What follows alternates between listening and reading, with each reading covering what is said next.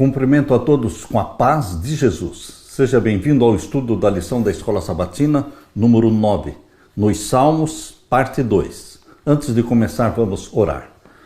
Pai querido que estás nos céus, aqui estamos na Tua presença, buscando a Tua bênção, buscando a Tua face, buscando a promessa de Jesus, que é o Espírito Santo sendo derramado sobre mim e os meus irmãos. Vem habitar em nós, Santo Espírito. Dá-nos iluminação celestial para entender a Tua palavra, ó Deus, nós suplicamos em nome de Jesus. Amém, Senhor. Nos Salmos, parte 2. O verso áureo está em Salmos 67, versos 3 e 4.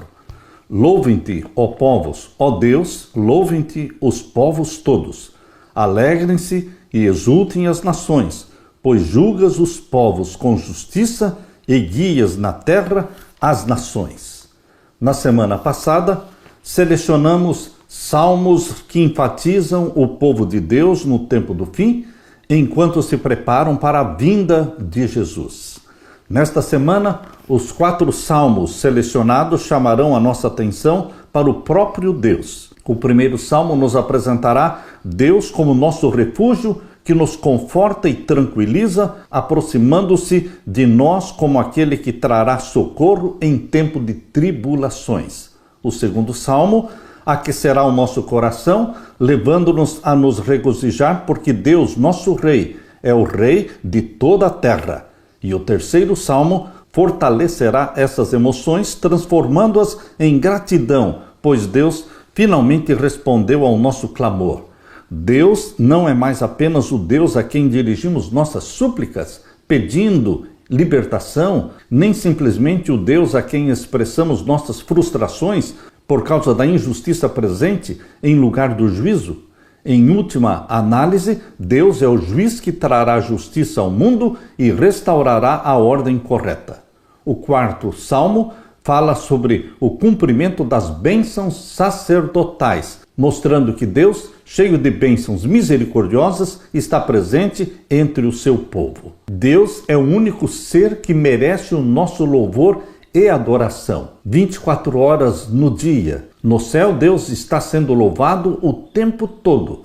4 seres viventes cercam o trono de Deus, dizendo: Santo, Santo, Santo é o Senhor Deus Todo-Poderoso, que era, que é e que há de vir. Meu querido irmão, se Deus habita entre os louvores dos seres celestiais, Ele também quer habitar entre os louvores dos seus filhos aqui na terra. Louvemos ao Senhor. Louvem-te os povos, ó Deus, louvem-te os povos todos. Alegrem-se e exultem as nações, pois julgas os povos com justiça e guias na terra as nações. Aleluia! Na parte de domingo, socorro bem presente nas tribulações. É isso que Deus é. Socorro bem presente na hora da angústia. Quando você está em desespero, quando você está em perigo, você clama a Deus. E a distância entre você e Deus é a distância de uma curta oração. Uma curta oração que na hora do desespero, da angústia, se resume a esta única frase: Jesus, ajuda-me. Senhor, liberta-me. Esta única e curta frase é a distância entre você e Deus, porque Deus está justo aí do seu lado para estender a mão. Assim como Jesus estendeu a mão para Pedro, que estava se afogando, Pedro não tinha tempo para orações longas e ele clamou: Senhor, me ajuda!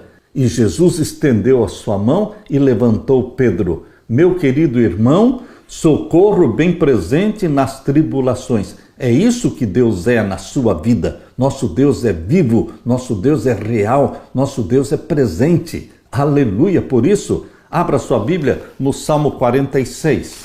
Este é um dos lindos salmos da palavra de Deus. Leia comigo, verso 1 em diante. Deus é o nosso refúgio e fortaleza, socorro bem presente na angústia. Ele é refúgio na hora da tentação. É para Jesus que você corre. É sob a proteção de Jesus que você se abriga. Queridos, quando tentados por Satanás, não deveremos enfrentar Satanás. Deveremos correr para Jesus Cristo, correr para o refúgio. Ele é o nosso socorro bem presente na hora da angústia. Pelo que não temeremos, ainda que a terra se mude e ainda que os montes se transportem para o meio dos mares, não temeremos. O amor de Deus em nosso coração expulsa o medo. Não temeremos nada. E o verso 3 diz: ainda que as águas rujam e se perturbem, ainda que os montes se abalem pela sua braveza, ainda que exista guerra, ainda que existam sequestros, ainda que existam doenças e pandemias, nós nada temeremos, porque o Senhor Jesus Cristo cuida de nós. Ele não só morreu por você, ele ressuscitou, subiu ao céu e ele tem os olhos voltados para você. Você é a menina dos olhos de Deus. Não tema, ainda que as águas rujam e se perturbem, ainda que os montes se abalem pela sua braveza, não tema. E o verso 4 diz: há um rio cujas correntes alegram a cidade de Deus. Existe sim o rio da água da vida, conforme diz ali em Apocalipse capítulo 22. Apocalipse 22, verso 1, mostra exatamente o que Salmos 46 está falando. Há um rio cristalino na cidade de Deus. E aqui no capítulo 22 de Apocalipse, verso 1, mostrou-me o rio puro da água da vida, claro como cristal que procedia do trono de Deus e do Cordeiro. Nas margens deste rio da água da vida está a árvore da vida. E é desta árvore que você vai comer o fruto da vida, mostrando que a vida eterna vem de Deus. Meu querido irmão, este rio da água da vida apareceu aqui no Salmo 46 como uma profecia que vai se cumprir na nova terra, no novo céu. Salmos 46, verso 4. Há um rio cujas correntes alegram a cidade de Deus, o santuário das moradas do Altíssimo. A cidade de Deus qual é? Apocalipse 21, a Nova Jerusalém. Esta é a cidade de Deus, esse é o santuário de Deus, o tabernáculo de Deus com os homens, a Nova Jerusalém. E aqui diz no Salmo 46, verso 4, que existe ali um rio cujas correntes alegram a cidade de Deus, que é o santuário das moradas do Altíssimo. Veja como a Bíblia se completa. Aqui está falando da Nova Jerusalém, está falando do rio da água da vida e está falando do santuário de Deus. E lá em Apocalipse 21, verso 3, diz que a Nova Jerusalém é o santuário de Deus, e no capítulo 22 de Apocalipse fala que do trono de Deus sai um rio chamado o rio da água da vida. Meu querido irmão, tudo se completa, tudo se explica através da palavra de Deus. E agora Salmos 46, verso 5. Deus está no meio dela. Deus habita na Nova Jerusalém. É ali que está o trono de Deus. É o santuário celestial. Deus está no meio dela. Não será abalada. Deus a ajudará ao romper da manhã. As nações se embraveceram, os reinos se moveram, ele levantou a sua voz e a terra se derreteu. O Senhor dos exércitos está conosco. O Deus de Jacó é o nosso refúgio. Vinde, contemplai as obras do Senhor, que desolações tem feito na terra. Ele fez cessar as guerras até o fim da terra. Quebra o arco e corta a lança, queima os carros no fogo. Deus destruirá os ímpios quando eles cercarem a Nova Jerusalém que desceu do céu, lá no final dos 1000 anos, conforme está em Apocalipse capítulo 20. Ali diz que quando a cidade santa descer do céu, ela será cercada pelos ímpios que ressuscitaram no final dos 1000 anos, liderados por Satanás, vão cercar a cidade amada, mas vai descer fogo do céu e vai consumi-los, destruí-los. Vai se cumprir esta profecia do Salmo 46, verso 9. Ele faz cessar as guerras, não vai ter mais guerra, porque Satanás vai ser queimado com os ímpios. Até o fim da terra, quebra o arco, corta a lança, queima os carros no fogo, tudo será queimado, a terra será purificada. E então Deus cria uma nova terra, cuja capital veio do céu, a Nova Jerusalém.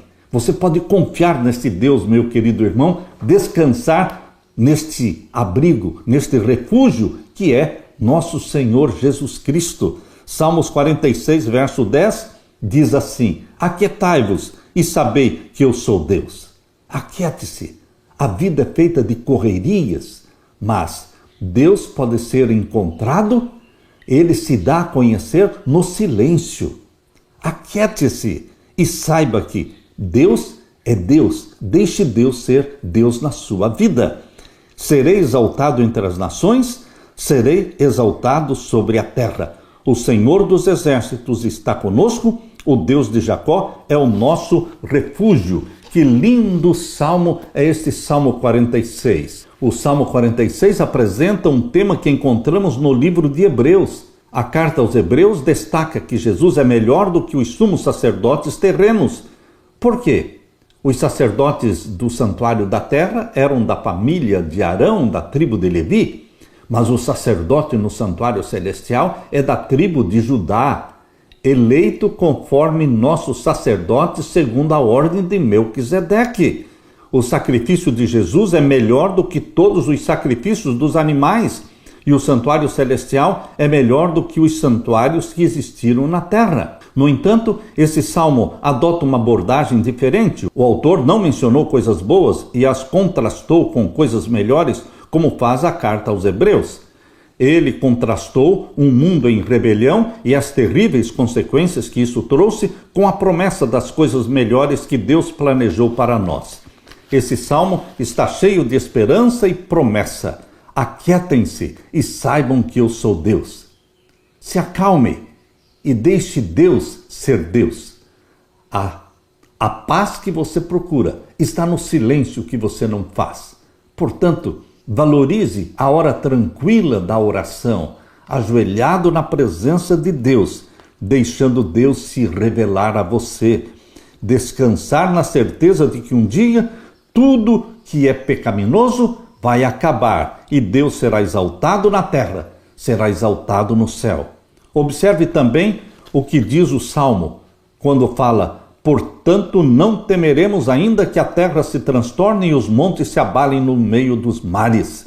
Salmo 46, verso 2. Nosso mundo atual, com todos os seus males, não vai durar para sempre. Aleluia! Já se passaram 6.000 anos de pecado, desde que Adão e Eva pecaram. 4.000 anos do pecado de Adão até Cristo. E 2025 depois de Cristo, ou seja, está na hora de Jesus Cristo voltar. Nós estamos cerca de 6.000 anos de pecado nesta terra. Queridos, nosso mundo com todos os seus males não vai durar para sempre. E o que Deus promete é algo que mal conseguimos imaginar. Mesmo que as coisas estejam ruins no mundo, e elas vão piorar ainda, porque quando for aprovada a lei dominical, vai começar a angústia. E a angústia vai aumentando, tornando-se angústia qual nunca houve.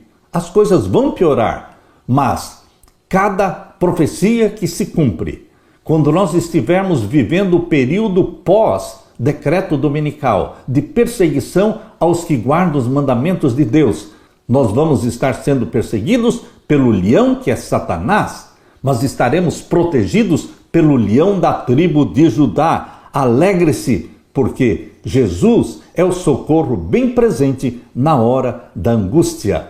Aleluia! Na parte de segunda-feira, esperança em meio à turbulência, em meio à confusão, ao caos que está o mundo hoje, um caos. Em meio a tudo isso você tem esperança. Existe uma luz brilhando no fundo do túnel, e esta luz chama-se a segunda vinda de Jesus. O livro dos Salmos frequentemente usa linguagem simbólica, mas quando se trata de textos que apontam para a restauração do planeta, não há razões para acreditar que a linguagem seja meramente simbólica. O Salmo 46 nos lembra de que a terra física será profundamente afetada pelo retorno de Cristo. Não apenas os mares e os montes serão afetados. O clímax da história significará o colapso dos reinos do mundo. O mundo será destruído quando a pedra atingir os pés da estátua, destruindo os 10 reinos modernos representados pelos 10 dedos da estátua de Daniel 2:44. Meu querido irmão, será a destruição de todos os reinos da terra. Para quê? Para implantar aqui o reino da glória do nosso Senhor Jesus Cristo. Aleluia! Finalmente, esses poderes terrestres de todo o mal e sofrimento que trouxeram chegarão ao fim e Jesus Cristo reinará aqui como Rei dos Reis e Senhor dos Senhores. Abra sua Bíblia em Jeremias capítulo 4. Veja a descrição que Jeremias faz de como vai ficar a terra durante o período da desolação, quando Jesus Cristo voltar e arrebatar a sua igreja para o céu. Vamos viver ali 1000 anos, conforme diz Apocalipse capítulo 20, o verso 6. Reinarão com Jesus Cristo 1000 anos ali no céu. Só no final dos 1000 anos, a Nova Jerusalém vai descer do céu com todos os salvos. Mas durante os 1000 anos, a terra fica desolada. O povo de Deus no céu, os ímpios mortos e Satanás com seus demônios presos neste planeta que será um abismo, que estará em trevas. Por isso, Jeremias capítulo 4, versos 23 a 26, descreve o estado da terra durante os 1000 anos. Não tem como aplicar esse texto de Jeremias 4, 23 em diante a qualquer outra situação na terra, porque isto aqui nunca aconteceu. É uma profecia que vai se cumprir ainda durante os 1000 anos. E os 1000 anos começam com a segunda vinda de Jesus. E eles terminam com a terceira vinda de Jesus. Como terceira vinda de Jesus? No final dos 1000 anos, Apocalipse 21 diz que a Nova Jerusalém vai descer do céu. Então, esta é a terceira vinda de Jesus com a cidade santa, com o povo de Deus dentro dela. Aleluia! Leia, portanto, Jeremias 4, 23 em diante. Observei a terra, e eis que estava assolada e vazia. Isso nunca aconteceu, mas vai acontecer durante os 1000 anos. Os céus não tinham a sua luz. Observei os montes, e eis que estavam tremendo, e todos os outeiros estremeciam. Observei e vi que homem nenhum havia, e que todas as aves do céu tinham fugido. Isto nunca aconteceu, mas vai acontecer. Quando Jesus Cristo voltar e arrebatar a sua igreja, começam os 1000 anos da prisão de Satanás, e a terra se tornará um abismo, trevas, como era a terra antes do primeiro dia da semana da criação. A Bíblia diz em Gênesis capítulo 1, verso 2, que no princípio, antes de Deus dizer haja luz, antes a terra era um abismo. Gênesis 1, 2 diz: a terra era sem forma e vazia, e havia trevas sobre a face do abismo. Gênesis 1, 2. A terra volta a ser um abismo, porque não haverá luz do sol, nem aves, nem animais, nem seres humanos. A terra estará desolada, exatamente como Jeremias 4, 25. Observei e vi que homem nenhum havia, e que todas as aves do céu tinham fugido. Vi também que a terra fértil era um deserto, e que todas as suas cidades estavam derribadas diante do Senhor, diante do furor da sua ira. Porque assim diz o Senhor: toda esta terra será assolada, de todo, porém, não a consumirei. O planeta será o mesmo, mas ele será purificado pelo fogo. E quando no final dos 1000 anos a Nova Jerusalém descer, não haverá mais trevas, porque a Nova Jerusalém desce do céu espancando as trevas. Ali está o trono de Deus, o Pai, e o trono do Cordeiro. Existe glória, existe luz. Os ímpios serão ressuscitados no final dos 1000 anos e vão cercar a cidade santa. Mas Apocalipse 20, verso 9 e 10 diz assim: e subiram sobre a largura da terra e cercaram o arraial dos santos e a cidade amada, mas desceu fogo do céu e os devorou. Este é o fim de Satanás, dos demônios e dos ímpios. E então surge a nova terra, cuja capital é a Nova Jerusalém, que está lindamente descrita no capítulo 21 de Apocalipse e no capítulo 22. A profecia bíblica mostra o que acontecerá com o mundo. A visão de Daniel 7, os 4 animais de Daniel 7, o leão, o urso, o leopardo e o animal terrível, representando os 4 impérios mundiais, Babilônia, Medo-Pérsia, Grécia e Roma. Ali mostra a visão, em Daniel 7, de um mar tempestuoso em meio ao qual surgem as nações do mundo. Os ventos e conflito e guerra sopram no mar dos povos, que representa a terra. Isso produz um reino após o outro, e nenhum deles é capaz de resolver os problemas reais que afligem a raça humana. Os líderes humanos em quem ousamos confiar quase sempre provam ser tão pecadores e egoístas quanto qualquer um de nós.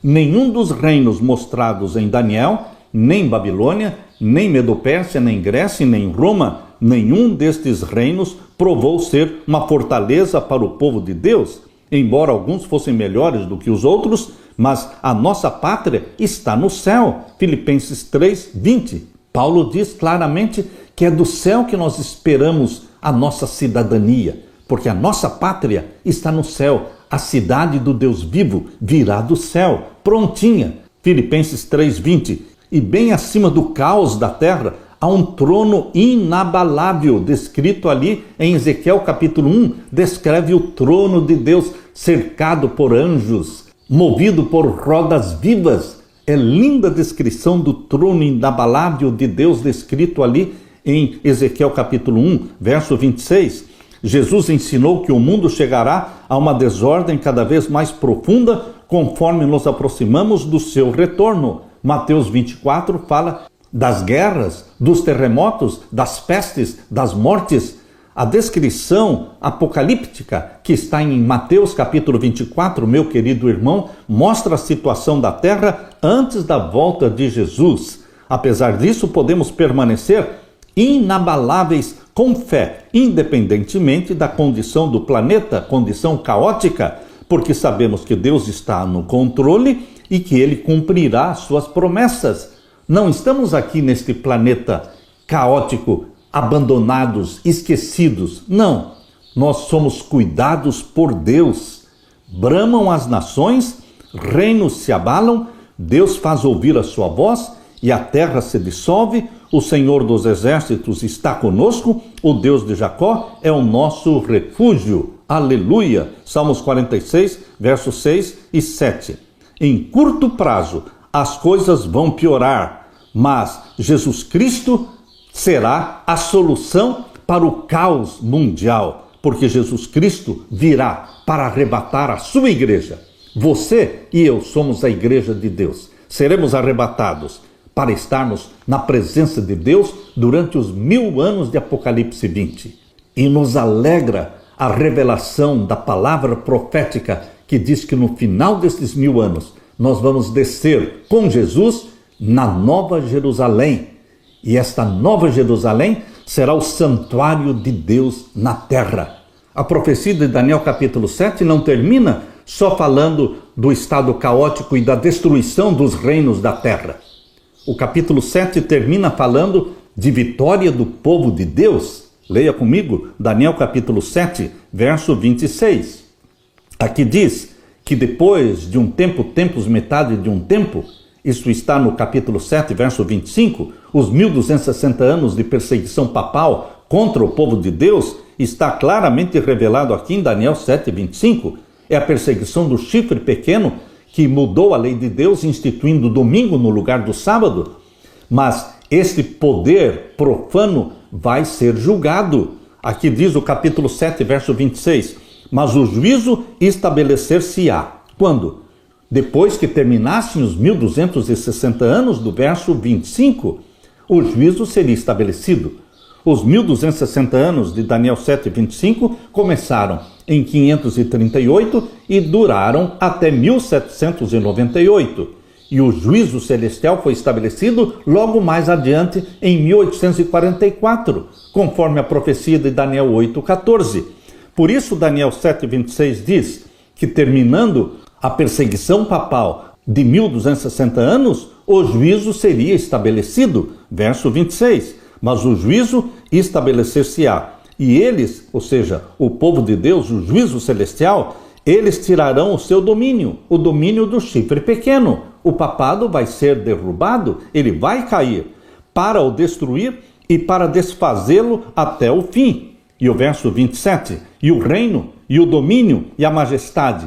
Veja a conclusão gloriosa do capítulo 7. O capítulo 7 termina em triunfo, em vitória, para Jesus Cristo, o Rei dos Reis, o Senhor dos Senhores, e para os santos do Altíssimo.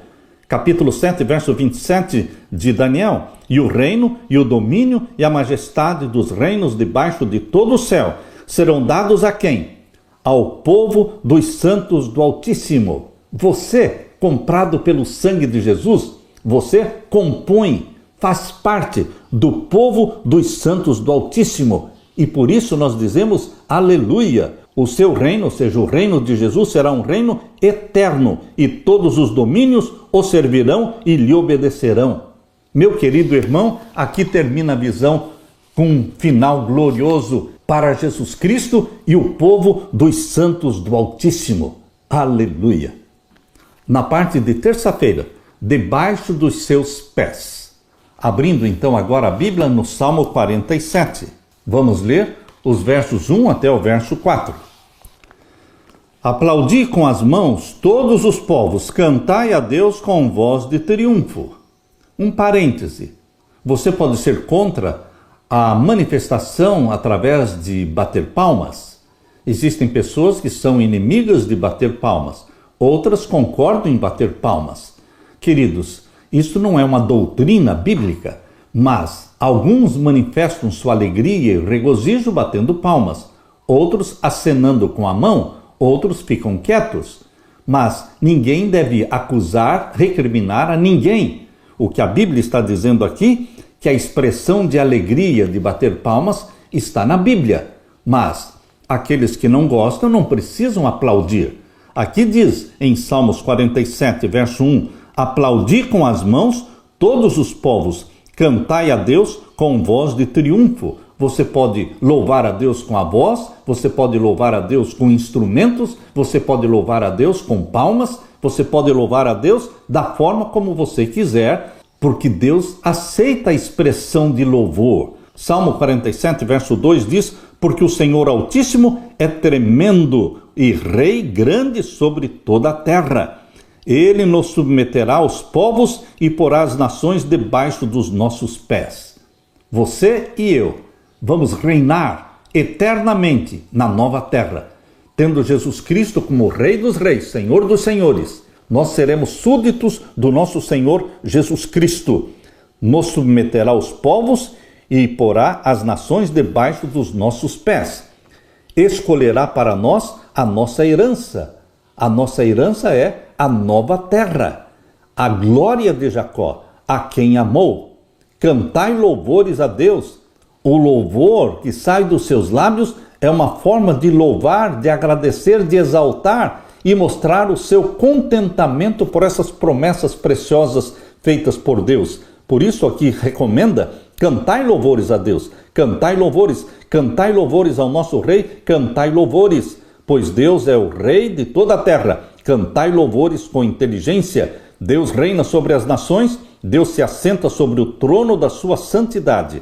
Os príncipes dos povos se congregam para serem um povo de Deus, o Deus de Abraão, porque os escudos da terra são de Deus, ele está muito elevado. Portanto, louvai ao Senhor.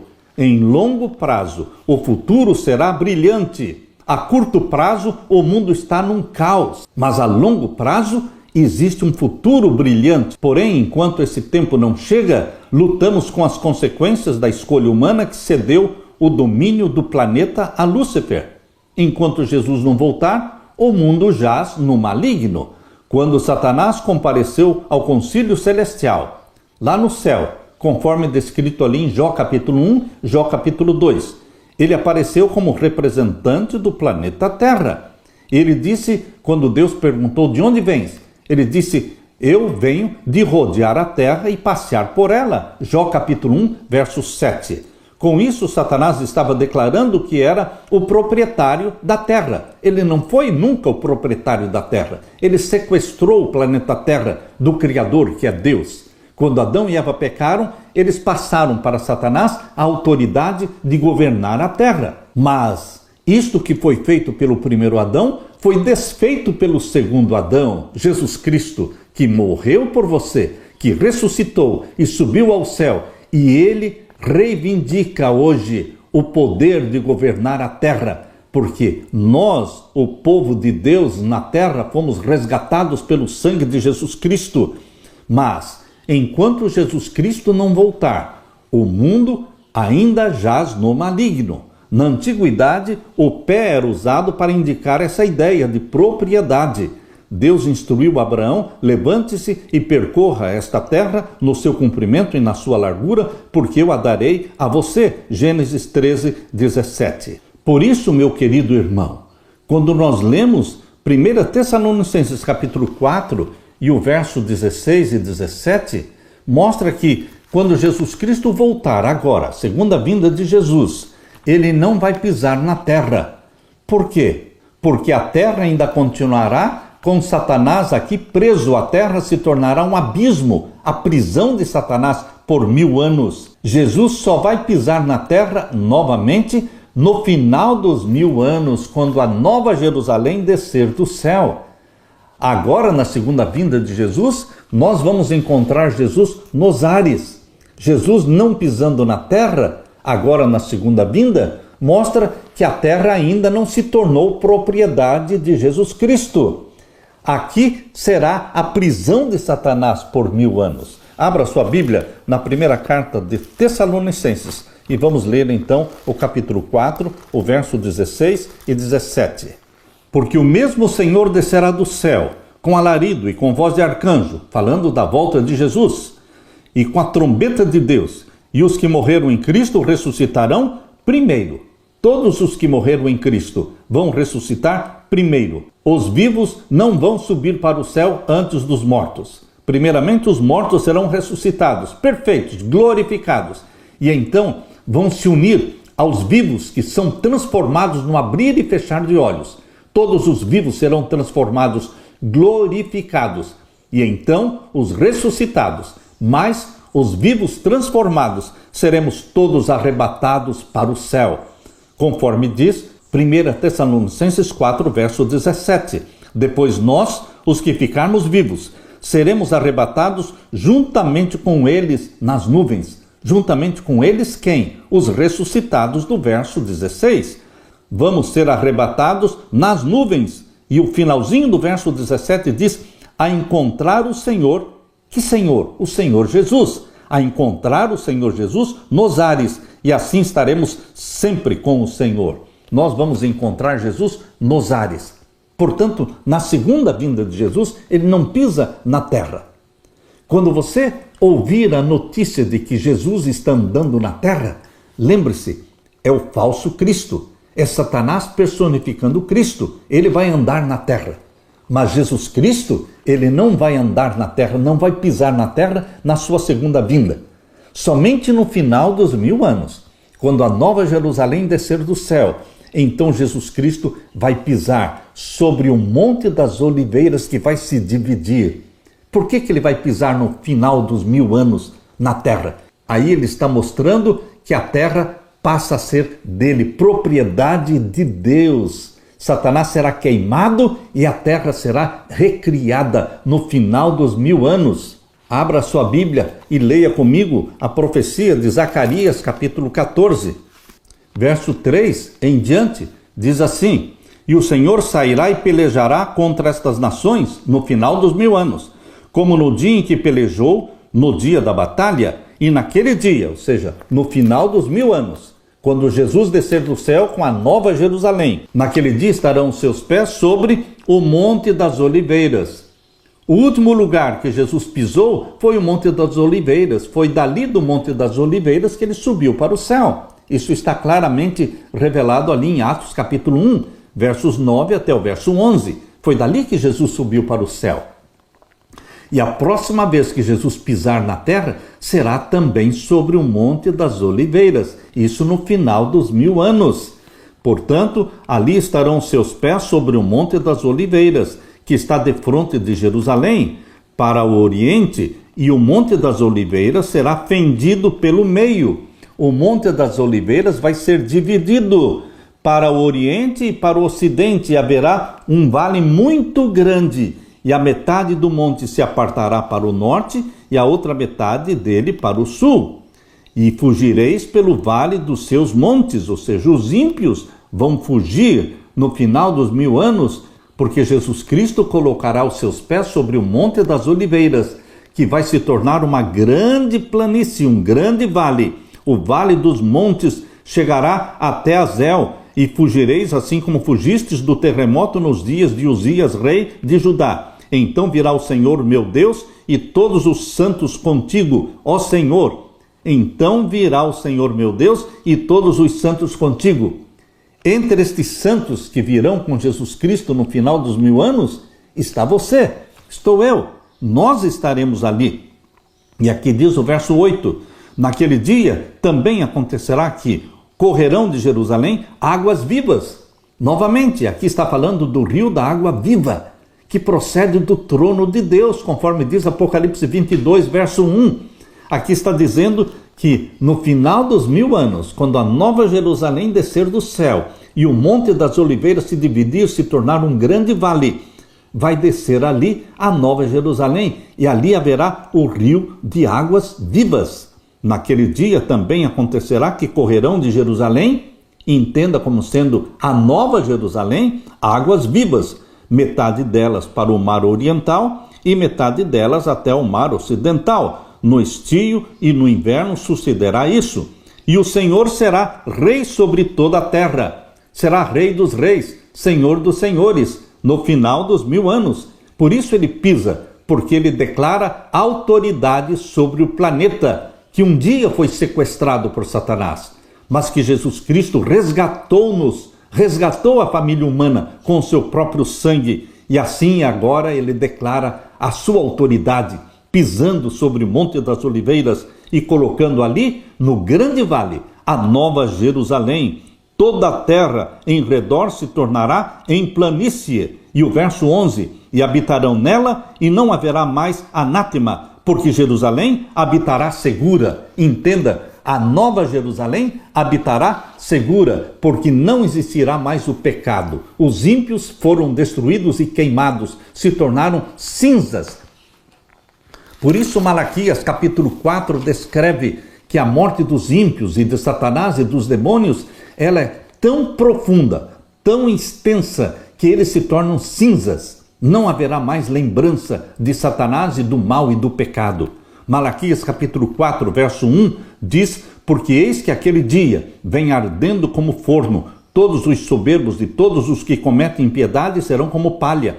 E o dia que está para vir os abrasará, diz o Senhor dos Exércitos, de sorte que lhes não deixará nem raiz e nem ramo. A palavra raiz aqui se refere a Satanás, a raiz do pecado, e os ramos se referem aos ímpios. Todos serão queimados, extintos. Verso 2, mas para vós que temeis o meu nome, nascerá o sol da justiça. Esse é o Senhor dos senhores, o Rei dos reis, Jesus Cristo, chamado aqui de o sol da justiça. E salvação trará debaixo das suas asas, e saltareis e crescereis como os bezerros do cevadouro. E o verso 3 diz: pisareis os ímpios, Malaquias 4, 3, pisareis os ímpios, porque se farão cinza debaixo das plantas dos vossos pés, naquele dia, no final dos 1000 anos, naquele dia que farei, diz o Senhor dos Exércitos. Meu querido irmão, a terra é propriedade de Deus, porque Deus criou céus e terra. E embora estejamos passando por esses 6000 anos de pecado, em que o mundo jaz no maligno, Jesus Cristo reivindica a terra. Essa descrição você pode ler porque ela foi feita por Ellen White. Ela escreveu assim: Cristo desce sobre o Monte das Oliveiras, de onde, depois da sua ressurreição, subiu ao céu, e onde os anjos repetiram a promessa da sua volta. O profeta escreveu: virá o Senhor meu Deus e todos os santos com ele. Zacarias 14:5. Naquele dia estarão os seus pés sobre o Monte das Oliveiras, que está defronte de Jerusalém, para o oriente. O Monte das Oliveiras será fendido pelo meio, e haverá um vale muito grande. Zacarias 14:4. O Senhor será o rei sobre toda a terra. Naquele dia, um será o Senhor e um será o seu nome. Zacarias 14:9. Ao descer do céu, em seu deslumbrante resplendor, a nova Jerusalém repousa sobre o lugar purificado e preparado para recebê-la. E Cristo com seu povo e os anjos entram na cidade santa, a nova Jerusalém. E você e eu estaremos lá. Diga amém. Deus seja louvado. Aleluia. Na parte de quarta-feira, vinho e sangue. Vamos ler agora o Salmo 75. A partir do verso 1. A ti, ó Deus, Glorificamos, a ti damos louvor, pois o teu nome está perto, as tuas maravilhas o declaram. Quando eu ocupar o lugar determinado, julgarei retamente. Dissolve-se a terra e todos os seus moradores, mas eu fortaleci as suas colunas. Disse eu aos loucos, não enlouqueçais, e aos ímpios, não levanteis a fronte, não levanteis vossa fronte altiva, nem faleis com cerviz dura, porque nem do Oriente, nem do Ocidente, nem do deserto vem a exaltação. Mas Deus é o juiz, a um abate e a outro exalta. Deus é o juiz da terra, a um abate e a outro exalta. Verso 8, porque na mão do Senhor há um cálice, cujo vinho ferve, cheio de mistura, e dá a beber dele. Certamente todos os ímpios da terra sorverão e beberão as suas fezes. Aqui no Salmo 75, verso 8, está falando do vinho que Deus dará a beber aos ímpios. Meu querido irmão, este vinho está presente ali na terceira mensagem angélica. Quando você abre a Bíblia, em Apocalipse capítulo 14, você vê a partir do verso 9. Leia comigo. E seguiu-os o terceiro anjo, dizendo com grande voz: se alguém adorar a besta e a sua imagem, receber o sinal na sua testa ou na sua mão, também o tal beberá do vinho da ira de Deus, que se deitou não misturado no cálice da sua ira, e será atormentado com fogo e enxofre diante dos santos anjos e diante do Cordeiro. Os ímpios beberão do vinho da ira de Deus sem mistura, mas não o povo de Deus. O povo de Deus é descrito no verso 12, Apocalipse 14, 12. Aqui está a paciência dos santos, aqui estão os que guardam os mandamentos de Deus e a fé de Jesus. Estes são os santos de Jesus Cristo dos últimos dias, o povo dos santos do Altíssimo, os que guardam os mandamentos de Deus, mandamentos odiados por Satanás, mandamentos anulados e desprezados por muitos pastores. Mas, queridos, o povo de Deus ama os mandamentos de Deus. A salvação é em Jesus Cristo, porque diz aqui, o povo de Deus guarda os mandamentos de Deus e tem a fé de Jesus. A fé em Jesus Cristo como Salvador é o que nos salva. E todos os salvos pela fé em Jesus Cristo tornam-se obedientes aos mandamentos de Deus. Alguns estudiosos acreditam que o Salmo 75 teria sido cantado na destruição sobrenatural dos exércitos de Senaqueribe, uma história que parece apontar para a destruição final dos ímpios, conforme diz Apocalipse 20. Assim como o anjo do Senhor, numa noite, destruiu 185.000 soldados do exército de Senaqueribe, isto foi uma representação do que Deus fará em Apocalipse 20, quando a cidade santa descer do céu e os ímpios cercarem a cidade santa. Deus os destruirá, porque descerá fogo do céu e os consumirá. O povo de Deus estará dentro da cidade santa com seu rei justo, quando os exércitos do mal surgirão para tentar cercá-los, mas serão destruídos pelo próprio Deus. Apocalipse 20, versos 10 e 11. Uma das coisas que Deus corrigirá no juízo será a apropriação indevida de poder que ocorreu no mundo caído. As pessoas não vivem para os outros, nem para a glória de Deus. As pessoas vivem de forma egoísta, para si mesmas. A humanidade sofre as consequências de crer que não existe significado ou padrão moral objetivo no universo. Segundo o filósofo ateu Friedrich Nietzsche, a vida não tem sentido, mas devemos inventá-lo e fingir que o universo existe para o nosso benefício. Será que essa filosofia de Nietzsche funcionou bem para o próprio Nietzsche? Não, não funcionou. Ele perdeu a sanidade mental, desmaiando em uma rua na Itália, após tentar impedir um homem de bater em um cavalo. Nietzsche passou os últimos 11 anos da sua vida internado numa instituição, num hospital psiquiátrico, um hospital de doenças mentais, antes da sua morte, no ano de 1900. Queridos, a filosofia de Nietzsche não funcionou nem para ele.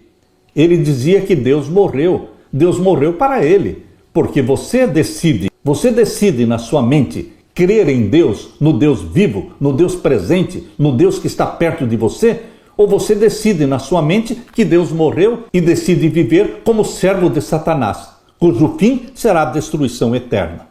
Os valores morais são atacados hoje, como sempre, mesmo em questões tão fundamentais quanto o fato de que Deus criou o ser humano como homem e mulher, com o sexo masculino e feminino, práticas imorais, das quais muitos teriam vergonha de falar, mesmo em particular, são elogiadas hoje publicamente. O mundo vai de mal a pior, conforme diz segunda carta de Timóteo.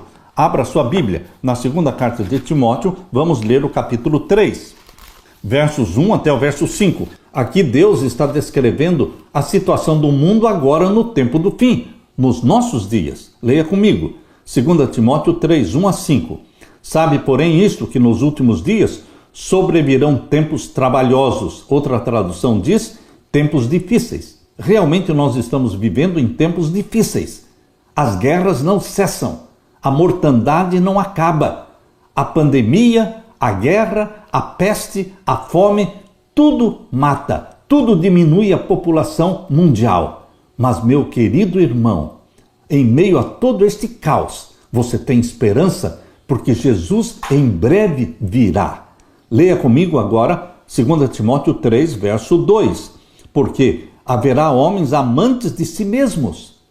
Amantes de si mesmos, ou seja, pessoas que se amam, que gostam de si mesmas, que colocam o eu em primeiro lugar. Mas estes homens e mulheres egoístas, que só pensam em si mesmos, é um sinal do fim.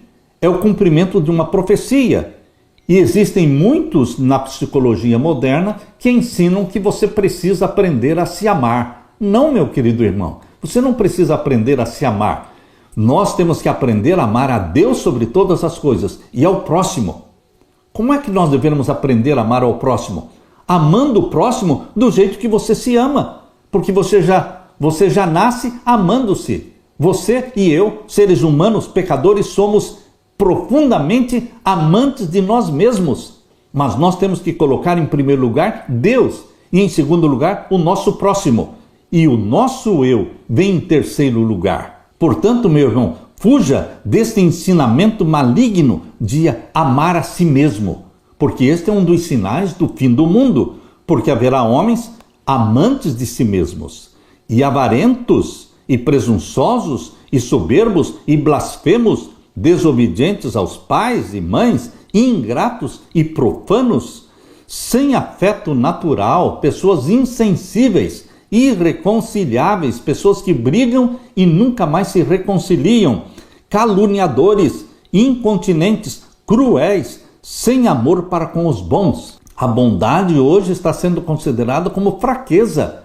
A paciência, a mansidão são consideradas como fraqueza. Mas, meu querido irmão, Deus diz, bem-aventurados os mansos, porque eles herdarão a terra. Deus quer que você pratique a bondade, seja caridoso. E aqui diz o verso 4 que um dos sinais do fim são os traidores. Hoje existe muita traição entre irmãos, entre amigos, obstinados, orgulhosos, nariz empinado, mais amigos dos prazeres do mundo do que amigos de Deus. Amam mais as coisas do mundo do que a Deus. E o verso 5, tendo aparência de piedade. Existe muita aparência de piedade. Vivem de aparências, mas Deus odeia as aparências. Aquela história da figueira amaldiçoada por Jesus Cristo, porque ela tinha aparência de produzir frutos, de ter frutos. Mas Jesus Cristo percebeu que não existia nenhum fruto naquela linda figueira cheia de folhas, e então ela foi amaldiçoada, não porque não tivesse fruto, mas pela aparência de ter frutos e não ter. Queridos, Deus condena as aparências. Deus quer que você ame a Deus de todo o coração, de verdade, que ame o seu próximo de verdade, sendo caridoso, estendendo a mão. Não viva de aparências, meu querido irmão, porque o mundo todo vive de aparência de piedade, mas negando a eficácia dela. Destes, afasta-te. Esse é o conselho de Deus para você. Afasta-te destes que vivem de aparências. Enquanto os ímpios beberão do vinho da ira de Deus, conforme diz a terceira mensagem angélica, Apocalipse 14, versos 9 e 10. Enquanto eles beberão do vinho da ira de Deus, Os justos beberão do suco da vide, o puro suco da uva, sendo oferecido pelo próprio Jesus. Nós vamos participar da grande ceia celestial, onde Jesus Cristo vai nos servir a Santa Ceia. Aquela Santa Ceia que Jesus introduziu ali em Mateus capítulo 26, versos 26 a 29, onde ele deu o pão dizendo: este é o meu corpo. E aí deu o vinho, o suco puro da vide, dizendo: este é o meu sangue derramado por vocês. E eu não comerei mais deste pão e não beberei mais deste vinho, até que venha aquele grande dia, quando novamente eu comerei deste pão e beberei deste vinho com vocês no reino do meu Pai. Nós vamos estar participando com Jesus Cristo da grande ceia celestial, chamada em Apocalipse capítulo 19 de as bodas do Cordeiro. Você está sendo convidado para as bodas do Cordeiro. Aqui está o convite que Deus está colocando na sua mão. Olha o convite que Deus está colocando na sua mão. Capítulo 19 de Apocalipse e o verso 9. E disse-me: escreve, bem-aventurados aqueles que são chamados à ceia das bodas do Cordeiro. Você está sendo convidado para a ceia das bodas do Cordeiro. E disse-me: estas são as verdadeiras palavras de Deus. Deus está colocando na sua mão um convite. Não rejeite este convite de Deus para a ceia das bodas do Cordeiro, quando vamos beber do suco da vide, representando o sangue de Jesus que foi derramado por nós. Comprados nós fomos pelo ouro do seu sangue e pela prata das suas lágrimas. Aleluia! Na parte de quinta-feira, para que se conheça a tua salvação. Abra sua Bíblia agora no Salmo 67.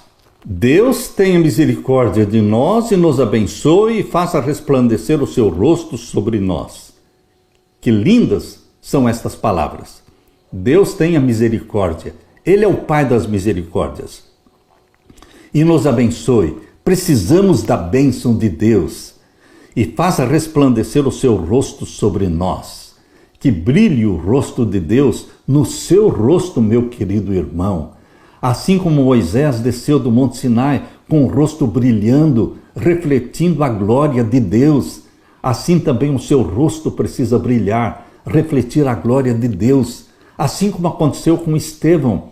Estevão, quando o povo estava irado contra ele, eles olharam para o rosto de Estevão e viram que era como o rosto de um anjo. Ou seja, eles viram um brilho, uma glória no rosto de Estevão. Por isso aqui no Salmo 67, verso 1 diz: faça resplandecer o seu rosto sobre nós. Verso 2: para que se conheça na terra o teu caminho e em todas as nações a tua salvação. Deus está sendo revelado e conhecido no mundo por meu intermédio, seu intermédio.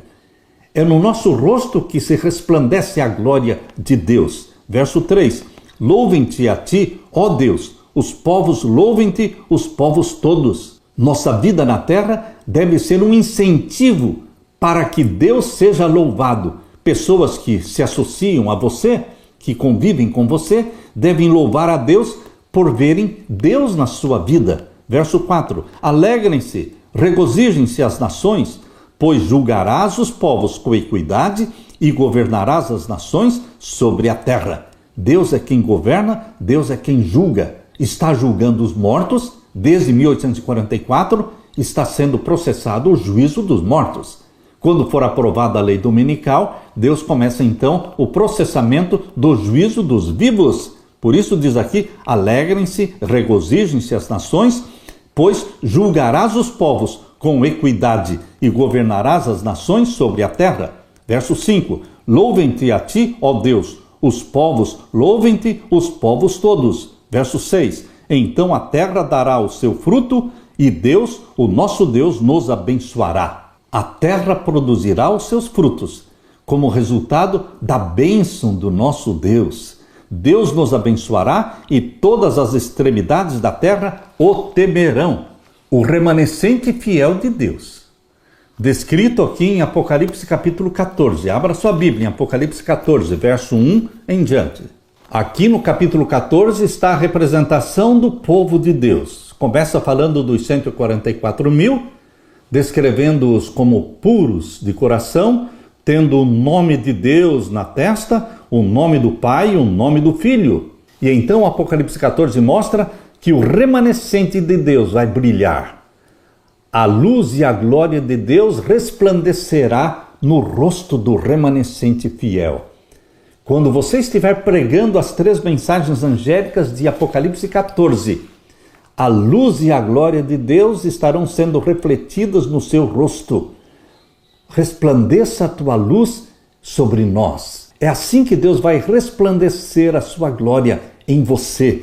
Quando você estiver pregando esta mensagem que foi dada por nosso Senhor Jesus Cristo. Apocalipse 14, verso 6 em diante. Vi outro anjo voar pelo meio do céu, e tinha um evangelho eterno para o proclamar aos que habitam sobre a terra e a toda nação, tribo, língua e povo. Eu assisti um vídeo no YouTube do Dr. Ganoni Diop.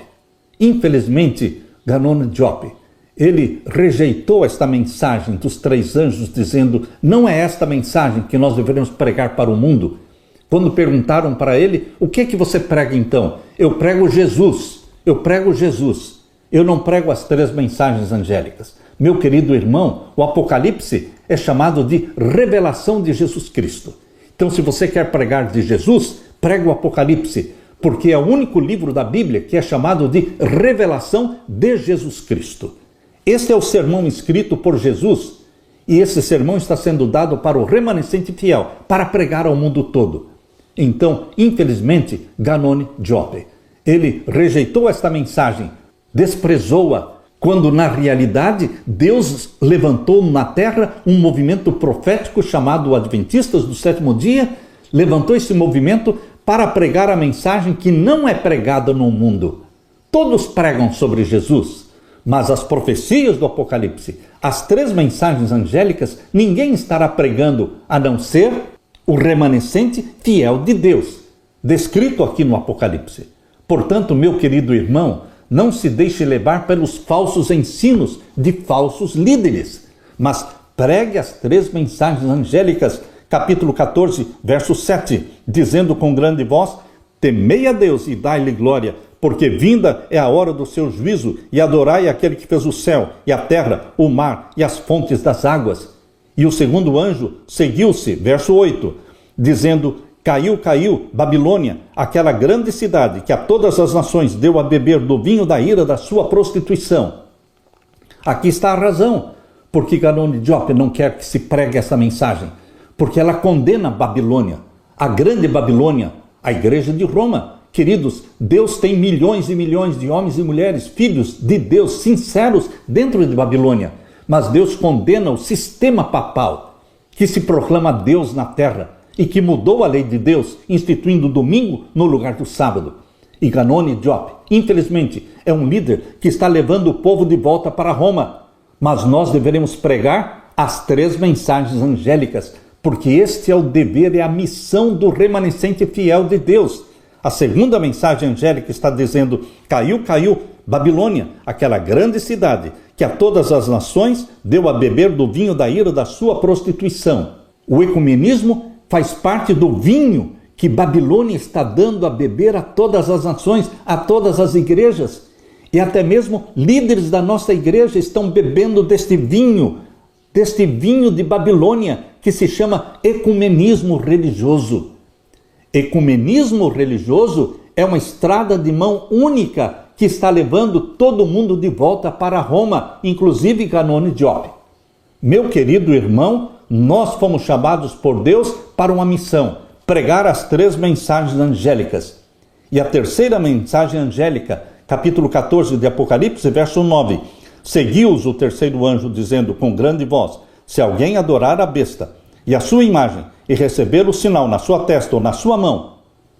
A besta mencionada aqui é o poder papal, e a imagem da besta são os Estados Unidos da América do Norte.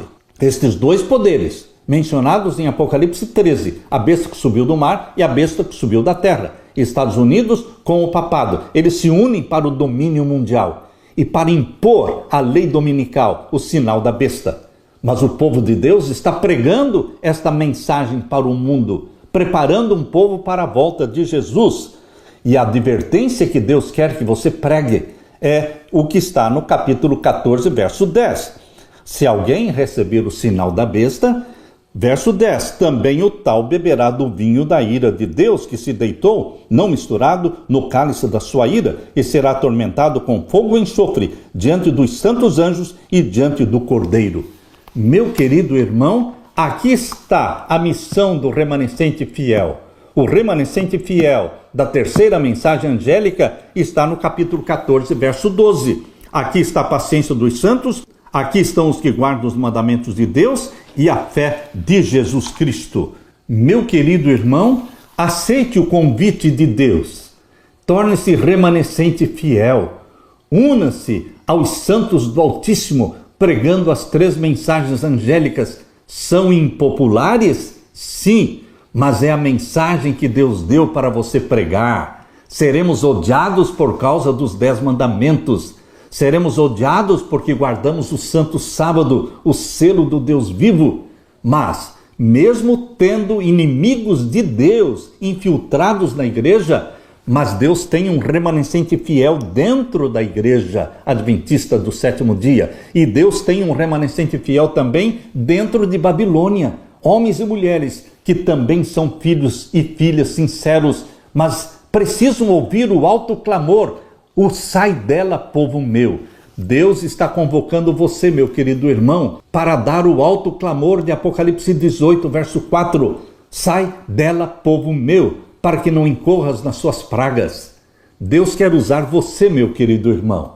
Nós estamos vivendo na era do Espírito Santo, no momento em que o Espírito Santo deverá ser derramado em forma de chuva serôdia. Para proclamar as três mensagens angélicas, você e eu precisamos ser possuídos pelo Espírito Santo, batizados pela chuva serôdia do Espírito Santo. Agora é o momento que você e eu precisamos mais do Espírito Santo prometido por Jesus Cristo. Mas agora nós estamos vivendo no tempo da plenitude do Espírito Santo. Portanto, meu querido irmão, possuído pelo Espírito Santo, pregue as três mensagens angélicas até que essa mensagem chegue até os confins da terra, anunciando que Jesus Cristo está voltando. Para você que é filho de Deus sincero, que ainda está em Babilônia, o convite de Deus é: sai dela, povo meu. Que Deus derrame sobre você, meu querido irmão e minha querida irmã, o Espírito Santo, para que, cheios do fogo do Espírito Santo, proclamemos a mensagem que Deus nos deu, em nome de Jesus Cristo. Amém. Deixe-me orar por você.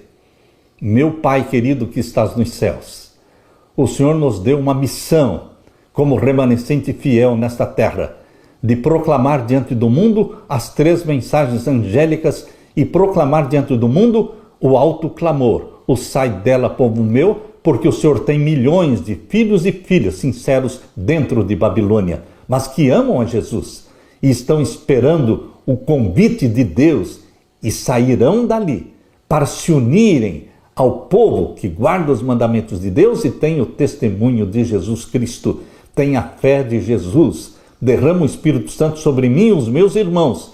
Faze-nos proclamadores da tua mensagem, em nome de Jesus. Amém, Senhor. Que Deus te abençoe, meu irmão, minha irmã. Fique com a paz de Jesus.